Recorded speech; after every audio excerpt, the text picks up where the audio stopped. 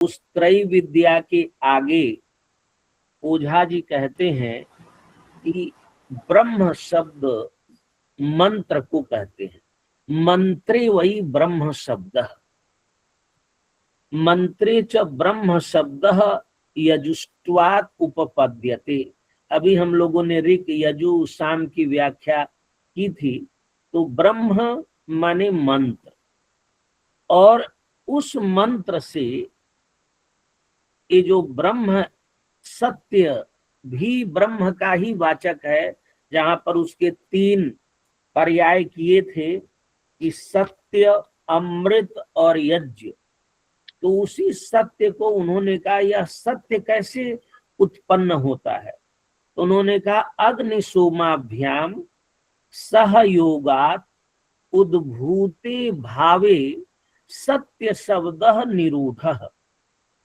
अग्निशोम के सहयोग से जो उद्भूत भाव है उसको हम सत्य कहते हैं। यह सत्य 2 प्रकार का होता है। उसको अर्क प्राण द्वैविध्यात, ये भी पीछे कहा गया है, अर्क प्राण द्वैविध्यात सत्यम द्विविधम।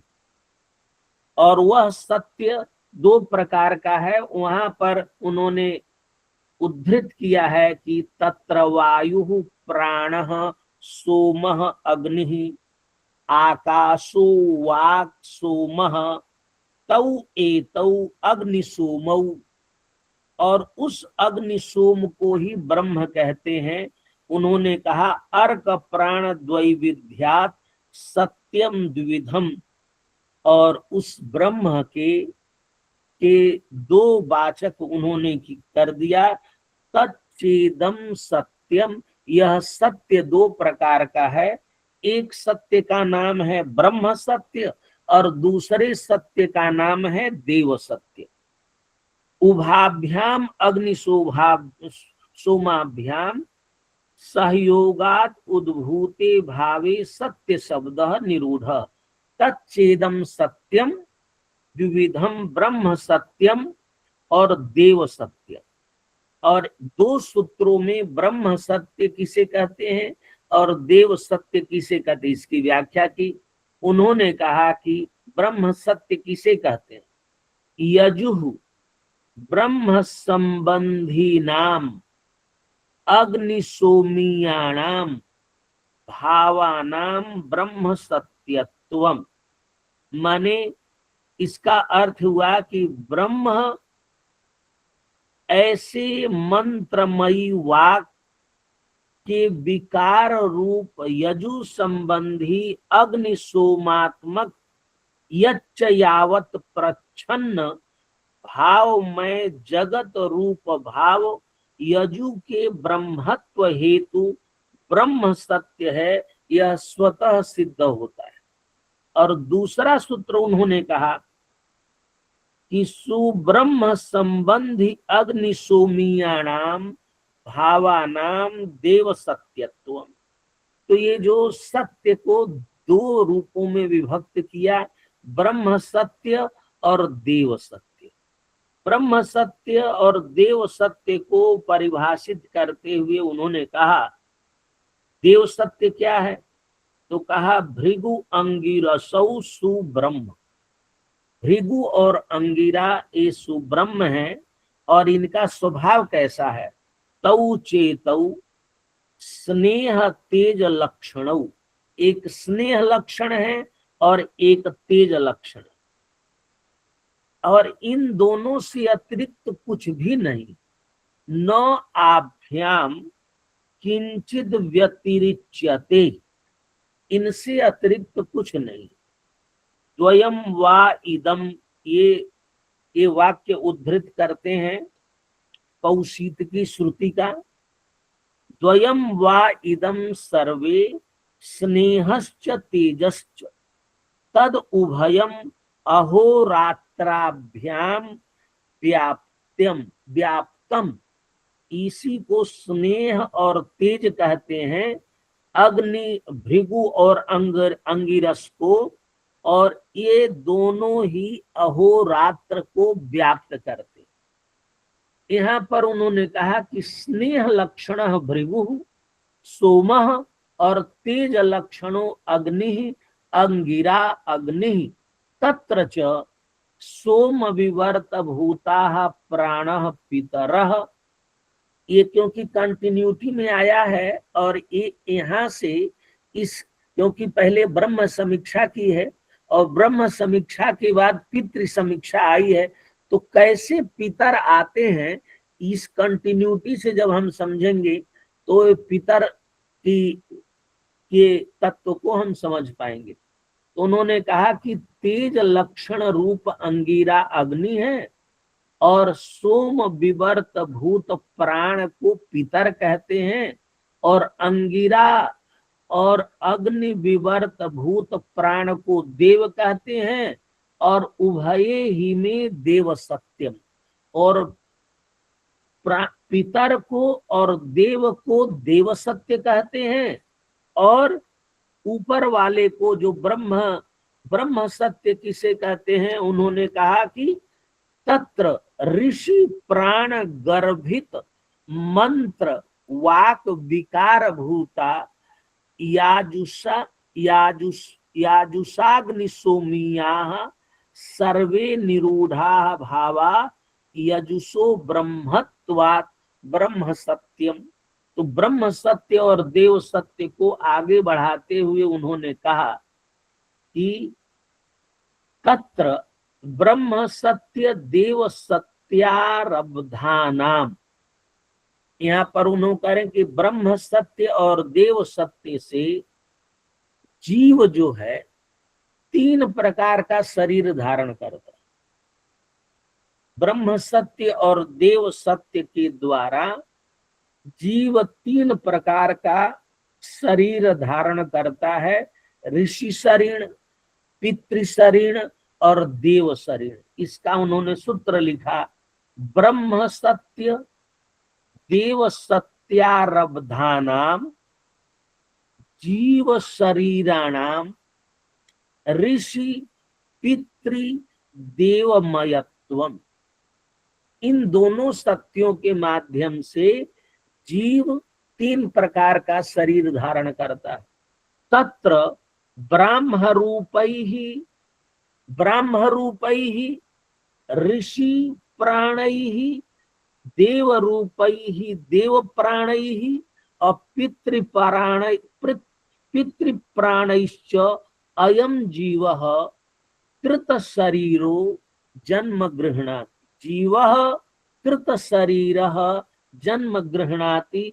ब्रह्म रूप ऋषि प्राण से, देव रूप देव प्राण से और पितृ रूप पितृ प्राण से जीव 3 प्रकार के शरीर को ग्रहण करता है। कृत शरीरः जन्म गृह्णाति।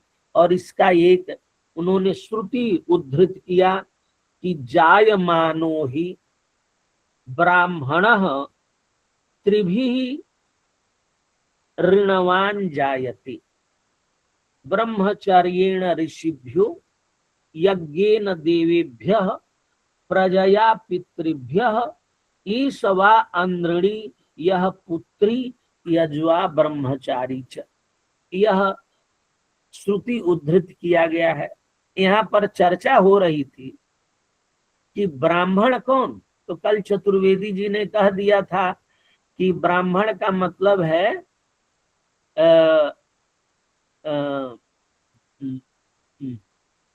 क्या कहते हैं, विप्र नहीं, द्विज। द्विज शब्द को ब्राह्मण के रूप में यहाँ निरूपित किया गया, लेकिन ऐसा अर्थ नहीं। यहाँ पर लिखा गया, ओझा जी लिखते हैं, ब्राह्मणः इति उपलक्षणम अशेषाणाम जीवानाम। सारे जीव जगत ब्राह्मण है। हर शरीरधारी जीव माने मनुष्य मात्र के लिए ब्राह्मण शब्द का प्रयोग किया जा सकता। ब्राह्मण इति उपलक्षणम अशेषाणाम जीवानाम। फिर वहां एक बात कही कि यदि हम जाति वाला ले लें जिसको जन्म से जो वर्णत्व वाली बात आती है उसको यदि ले लें तो बहुत लिमिटेड हो जाएगा। उन्होंने कहा जात्या ब्राह्मणानाम एव सताम सर्वेषाम उत्तरतो व्यवस्थिताधिकार कर्म विशेष शक्ति सिद्ध्यर्थम। माने हर जो जन्म से संस्कारादि के द्वारा उपनयनादि के द्वारा जो संस्कार विशेष वसात वर्णत्व व्यवस्थापना, जो वर्ण की व्यवस्था है वह तो कर्म पर आधारित है, लेकिन इन प्राणों ब्रह्म रूपै ही देव रूपै ही और पितृरूपै ही प्राणै ही जायमानः कृत शरीर जीव जो जन्म गृहणाति, वो जायमानः जन्म लेते ही जायमानो ही ब्राह्मण, वो ब्राह्मण बन जाता है।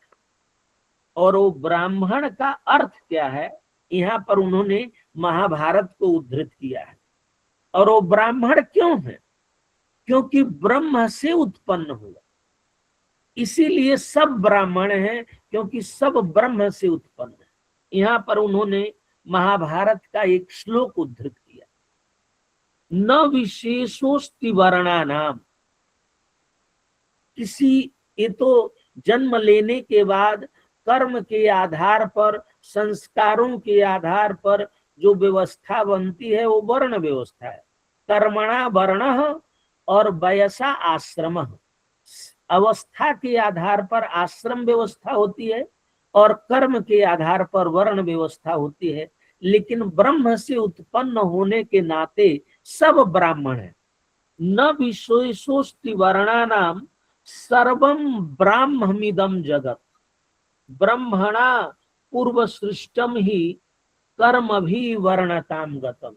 जो ब्रह्म के द्वारा जो सृष्ट है वो सब ब्राह्मण है। न विशेषोस्ति वर्णानाम सर्वम ब्राह्ममिदम जगत ब्रह्मणा पूर्व सृष्टम ही कर्म भी वर्णताम गतम।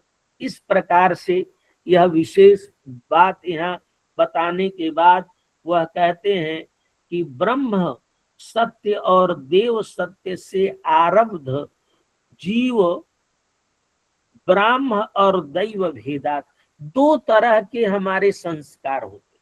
इस ब्राह्म सत्य और दैव सत्य के आधार पर उन्होंने संस्कारों के भी बारे में बात की कि दो तरह के हमारे संस्कार होते। जीवा नाम द्विविधा एव संस्कार ब्रह्म सत्य देव सत्य भेदात। ब्रह्म सत्य और देव सत्य के भेद के कारण जीव के दो प्रकार के संस्कार होते। जीवा नाम द्विविधा एव संस्कार इष्यते धर्माचार्य धर्मशास्त्रकारैः द्विविधा संस्कार इष्यते। दो प्रकार के संस्कार बताए गए। कहा कौन से दो प्रकार के संस्कार हैं, तो कहा एक ब्राह्म संस्कार है और एक दैव संस्कार है। तो ब्राह्म संस्कार क्या है, तो जितने 16 हमारे संस्कार हैं उनको ब्राह्म संस्कार कहा। उन्होंने कहा अष्टौ गर्भ संस्काराः, अष्टौ अनुव्रत संस्काराः, अष्टावात्म संस्काराश्चेति ब्राह्मः। ये 8 गर्भ संस्कार, 8 अनुव्रत संस्कार और 8 आत्म संस्कार, इनको ब्राह्म संस्कार कहते। मनु ने उद्धृत किया है। इन संस्कारों के द्वारा क्या होता है, मनु लिखते हैं ब्राह्मियम क्रियते तनु। ये शरीर जो है ब्राह्मियम संस्कारैः ब्राह्मियम क्रियते तनु तेन ईशाम ब्राह्मी तनु भवति। तो जीवा नाम तनु माने शरीरम ब्राह्मी भवति, तेन माने ब्राह्म संस्कारैः जीवानाम एसाम जीवानाम तनु ब्राह्मी भवत। इसको कहे ब्रह्म सत्य, माने ब्रह्म संस्कार के माध्यम से। और दैव संस्कार क्या है? तो उन्होंने कहा दैव संस्कार जिनको हम वैदिक यज्ञों में 3 वैदिक संस्थाएं हैं, पाक संस्था, हवि संस्था और सोम संस्था। इन 3 संस्थाओं में 21 प्रकृति याग है। प्रत्येक संस्था में 7-7 प्रकृति याग है। उन्हीं 21 यागों को उन्होंने दैव संस्कार कहा है। अथ सप्त पाक यज्ञाः, सप्त हविर यज्ञाः, सप्त सोम यज्ञाश्च इति 21 संस्काराः दैवः। ये 21 जो संस्कार हैं, इसको याज्ञवल गौतम धर्म सूत्र ने 48 संस्कारों की परिकल्पना की है और इन सब को उसमें जोड़ा गया है कि संस्कार 48 संस्कार होते हैं और इन संस्कारों के द्वारा संस्कारित व्यक्ति तो सप्त सोम संस्था, सप्त पाक संस्था, सप्त होम संस्था, ये 3 यज्ञ संस्थाएं हैं।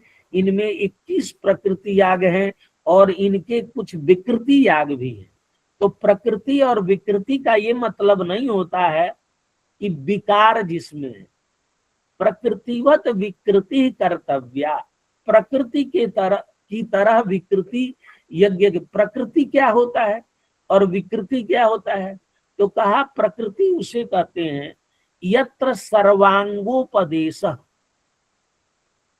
जिसके सभी अंगों का मतलब जिस यज्ञ के शुरू से लेके अंत तक जितने भी रिचुअल किए जाने हैं, इनका जहां वर्णन मिलता है उनको हम प्रकृति याग कर, और जिनका वर्णन नहीं मिलता है वो उसके विकृति याग होते हैं। और जिस यज्ञ के का जो विकृति होता है उसी की प्रकृति के अनुसार उसको न यत्र न सर्वांगोपदेश सा विकृति। इसी प्रकार से प्रकृति और विकृति यागों में प्रकृति याग 21 हैं, इन्हीं को दैव संस्कार कहा। और देव सत्य और ब्रह्म सत्य को जोड़ते हुए तेन एसाम दैवी तनु भवति। दैव संस्कारों से जीवों का शरीर दैवी बनता है। तो ब्राह्मी शरीर और दैवी शरीर तेन ऐसाम दैवी तनु जायते। इस प्रकार ब्राह्म संस्कार से जो संस्कृत होते हैं, जो लोग ब्राह्म संस्कारों से संस्कृत होते हैं, वो किसके जैसे बन जाते हैं? वो ऋषिणाम समानताम सायुज्यताम गच्छन्ति। जो ब्राह्म संस्कारों से संस्कृत होते हैं, क्योंकि संस्कारों के द्वारा, संस्कारों के 2 काम है, एक गुण का वृद्धि करना और एक मल का अपकर्षण करना। जो दोष हैं उनको दूर करना और जो उसमें वृद्धि, गुणों की वृद्धि की जा सकती तो गुणों की वृद्धि करना। तो ब्राह्म संस्कारों के द्वारा ऋषिणाम समानताम सायुज्यताम गच्छति जीव, ऋषित्व प्राप्त करता है। ब्राह्मण्यम बहुभीरवाप्यते तपोभि, ब्राह्मण्य तप से प्राप्त होते हैं। व्यास महाभारत में लिखते हैं न तु रति परेण हेलनीयम तत्। इस प्रकार ऋषिणाम समानताम सायुज्यताम गच्छति, ब्राह्म संस्कार ही संस्कृतः जीव और दैवेन संस्कारेण उत्तरेण संस्कारेण अनुसंस्कृतो देवानाम समानताम सालोक्यताम सायुज्यताम च गच्छति। देव बन जाता है। दैवी और दैव और ऋषि परंपरा के अनुगुण तैयार होता है इन संस्कारों से संस्कृत, और इस पर भी उन्होंने एक श्रुति वाक्य उद्धृत किया है, कहा तत्र अग्नि वायु आदित्य इत्येते इत्येते त्रयो देवा अग्नि वायु रविभ्यस्तु त्रयम ब्रह्म सनातनम। ये मनु कहते हैं। तो ये तीन देव हैं, अग्नि सर्वा देवता, वायु सर्वा देवता, इंद्र सर्वा देवता, जायमानो वै जायते सर्वाभ्यः एताभ्यः एताभ्यः देवताभ्यः।